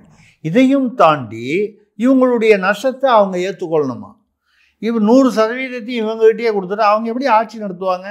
அவங்க எப்படி மத்திய அரசு, நீங்கள் வந்து 72% வாங்கிட்டு தூய்மை பணியாளரை தனியாருக்கு அனுப்பிச்சுடுவீங்க, பகுதி நேர ஆசிரியருக்கு சம்பளம் கொடுக்க மாட்டீங்க, போக்குவரத்து தொழிலாளருக்கு சம்பளம் கொடுக்க மாட்டீங்க, பஸ் எல்லாம் பார்த்தா வந்து அவன் ஏறினா அவன் போய் சேருவானா, நேராக கனமாப்பேட்டைக்கு போகுமான்னு தெரியாது. இப்படி நீங்கள் 72% வாங்கிட்டு இப்படி ஆட்சி பண்ணுவீங்க. அவங்க 28% இன்னும் விட்டு கொடுத்துட்டு மத்திய அரசு வஞ்சிக்கிறது. எங்களுக்கு நிதி போதுமான நிதியை ஒதுக்கவில்லை, கல்விக்கு ஒதுக்கவில்லை, அதுக்கு ஒதுக்கவில்லை, இதற்கு இதுதான் வந்து பண்ணுறாங்க. அவர் பேர் என்ன சொன்னீங்க? அவர் நிதி அமைச்சர் பேர் தங்கம் தென்னரசு, கவரிங் தென்னரசு. இவரை போய் தங்கம் தென்னரசு நினைத்த சொல்லுது. ஒரிஜினல் தங்கமாக இருந்தால் அப்படி பேசக்கூடாது. அவர் கவரிங் தென்னரசு, அதனால தான் வந்து அப்படி பேசுகிறார். ஏன்னா அதாவது மத்திய அரசு அப்படி பண்ணாலும் தப்பு, வரியை இல்ல குறைச்சிருக்காங்க. எனக்கு புரியல சார். இதே வாய் தான் அன்னைக்கு வரி ஏத்தி விட்டீங்க அப்படி இப்படின்னு கத்துனது. இன்னைக்கு வரியை குறைக்க போதுன்னா ஏன் குறைக்கிறீங்கன்னு கேட்கறது இதே வாய் தான். அது வேற வாய். வடிவேல் மாதிரி அது நார வாய், இது வேற வாய். அது வேற வாய்ன்னு சொல்லிட்டேன். மற்றதை நீங்க புரிஞ்சுக்கணும். Right sir. மக்களுக்கு தான் அதுக்கு மேல விதிவிலக்கு. ஆமா, இவர் மாதிரி படிங்கடான்னு போக வேண்டியதுதான். ஆமா, அது இதுதான் வந்து சொல்லுங்க. Okay sir. கேள்விகள் எல்லாம் முடிஞ்சிருச்சு. நம்ம எப்போதும் பேசக்கூடிய காதோடு. சமீபத்தில் ஒரு 3 எழுத்து நபர் வந்து முதல்வரை சந்தித்தார். சினிமா பிரபலம், அரசியல் பிரபலம்? அரசியல் பிரபலம். ஓகே.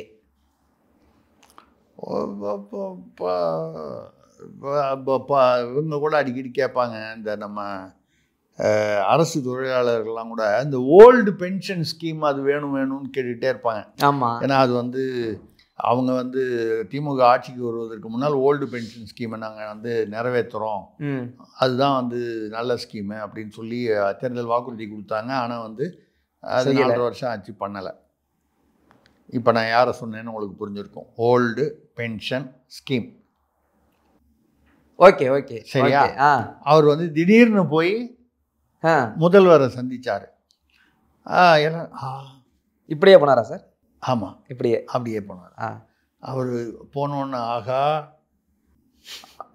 தேனியே வந்து தேன்கூட்டை இன்னொரு தேன்கூடு மாதிரி தேன்கூட்டை தேடி போகிறதா அப்படின்லாம் பார்த்தாங்க.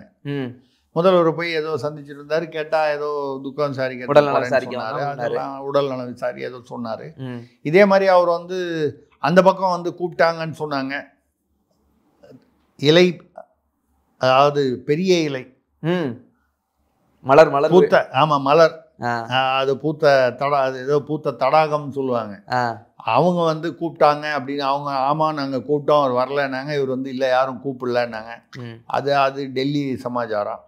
அதுக்குள்ளே இந்த பக்கம் நடிகர் பக்கமும் இவர் வந்து இவர்கிட்ட கூடவே இருந்த ஒரு மருதான ஒருவரை வந்து அனுப்பி வைத்தார். மருதாகவும் அழகாகவும் இருக்கக்கூடிய ஒருவரை வந்து ஒரு ராஜனை அனுப்பி வைத்தார் அப்படின்னு சொன்னாங்க. அதாவது கூட்டணி பேசுறதுக்கு. அதுவும் ஒன்றும் செட் ஆகலை. இப்போ ஜனங்களே குழம்பி போயிட்டாங்க. இவர் அங்கே டெல்லியோட அங்கே கூட்டணியா? ஏன்னா இங்கே அங்கே போக முடியாது, எடப்பாடி இருக்கிற இடத்துக்கு போக முடியாது. ஆமாம். அப்படியே இருந்தாலும் இந்த பக்கம் டிடிவி மாதிரி அவங்க கூட நாங்கள் கூட்டணி இல்லை, இவங்க கூட தான் இருக்கோம், அவங்களும் கூட்டணி இருக்காங்க. அப்படி வழக்கமாக சொல்கிறது. ஆனால் எல்லாம் ஒரே பக்கெட்டில் தான் இருப்பாங்க. ஒரே பக்கெட்டில் தான். ஆனால் நாங்கள் இந்த ஓரத்தில் இருப்போம், அவங்க அந்த ஓரத்தில். அது அப்படி சொல்ல போகிறாரா? நடிகர் பக்கம் போயிட போகிறாரா? இல்லை வந்து இங்கேயே வந்துடுவாரா தாய் கழகத்துக்கு? அங்கேயே வந்துடுவாரா அப்படின்னு ஒரு குழப்பம் வந்தது. இப்போ இவர் என்ன மாதிரி ஒரு முடிவெடுக்க, இதெல்லாம் தாண்டி இவருக்கு என்ன வாக்கு வங்கி வரப்போகுது, என்ன ஏது, அது வேற விஷயம். இப்படி எல்லாரும் வந்து என்ன அரசியல்னே புரியலையே, சாதுரியமாக ஏதோ திங்க் பண்ணுறாரு அப்படி இப்படின்லாம் பேசுனாங்க. கடைசியில் நமக்கு வந்த தகவல் இதெல்லாம் எதுவுமே இல்லை. அரசியலுக்கும் அவர் போய் பார்த்ததுக்கும் சம்மந்தமே இல்லை. நம்ம முன்னால் ஒரு தடவை பேசியிருக்கோம். சில பெரிய பெரிய இந்த ரியல் எஸ்டேட் நிறுவனம் சிலது வந்து பார்த்தீங்கன்னா கிராண்டாக இருக்கும். நிறையா காசா பணமாக கொட்டி கிராண்டாக இருக்கும்.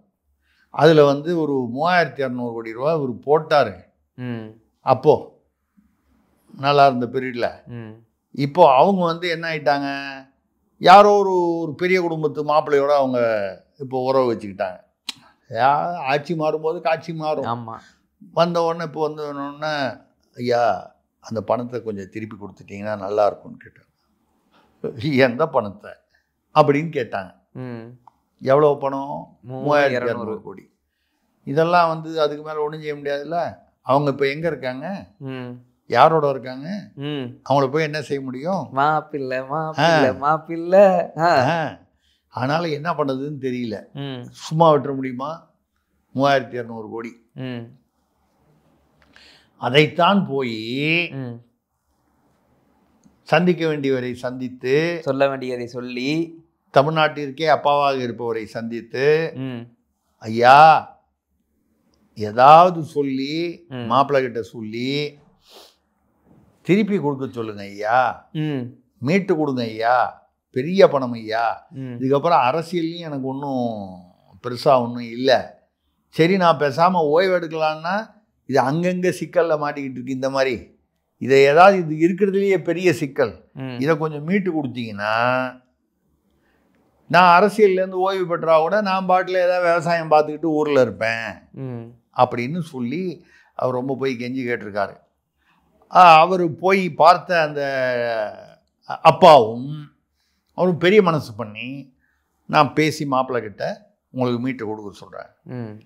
என்ன மாப்பிள்ளை வந்து எதையுமே யாருக்குமே வந்து ஃப்ரீயாக செய்ய மாட்டார். அவருக்குன்னு ஒரு கொள்கை இருக்குது. அவர் வந்து எதையுமே இலவசமாக யாருக்கும் பண்ண மாட்டார். ஏதோ கொஞ்சம் ஒரு செலவுக்கு ஏதோ ஒரு கமிஷன் ஒன்று தேவைப்படும். அவர் அதை கழிச்சுக்கிட்டு மிச்சத்தை அவங்களுக்கு ஏதோ ஒரு இன்ஸ்டால்மெண்ட்லேயாவது ஒரே சமயத்தில் இல்லைன்னா கூட 3200 கோடியை பிரிச்சாவது அவங்க வாங்கி கொடுத்து, ஐயா அது நீங்கள் நல்லபடியாக பண்ணி கொடுங்க ஐயா, ஏதோ ஒரு நியாயமான கமிஷன். அவங்க அந்நியாயமெல்லாம் கேட்போமா? ஒரு 40% கொடுத்தா போதும். நியாயமா எவ்வளோ பர்சன்ட்? 40%. நியாயமாக கொடுத்தா போதும். மிச்சத்தை 60 நீங்கள் வச்சுக்கலாம். எங்களுக்கு ஆட்சேபம். அது நடிக்க 1200 1300 வந்துருச்சு சார். பாதிக்கு பாதி போகுது அப்படின்னு சொல்லி முதல் தவணையாக 700 கோடி ரூபாய் வசூல் செய்யப்பட்டு விட்டது என்பது நமக்கு கிடைத்த காதோடு தகவல். நீங்க தமிழ்நாட்டு மக்கள் அரசியல் ஆர்வலர்கள்லாம் இருக்காங்க பாருங்க, இவர் பாஜகவுடன் சேர்வாரா, தாவேகாவுடன் சேரப்போகிறாரா, திமுகவுடன் சேரப்போகிறாரா, குழப்பமாக இருக்கிறது. ஒரு குழப்பம் அரசியல் சம்மந்தமே இல்லை. அவர் விட்ட பணத்தை மீக்கிறதுக்கு என்ன வழி இருக்குன்னு போய் பார்த்தாரு, வழி கண்டுபிடிச்சாரு, வழி ஒர்க் அவுட் ஆகிட்டு இருக்கு. கொஞ்சம் கொஞ்சமாக ஏதோ வர ஆரம்பிச்சிருக்கு அவருக்கு. இதுதான் நமக்கு கிடைத்த காதோடு. இதுக்கப்புறம் அவர் வந்து அவருக்கு 2 சீட்டு கொடுப்பாங்களா, 2 சீட்டு கொடுப்பாங்களா, 3 சீட்டு கொடுப்பாங்களா, சீட்டே கொடுக்கலானோட கவலை இல்லை. இந்த ரூபாயை வசூல் பண்ணி கொடுத்தா அவர் ஊரோட போய் விவசாயம் பண்ணிட்டு இருப்பார். அவ்வளோதான். இதுதான் காதோடு.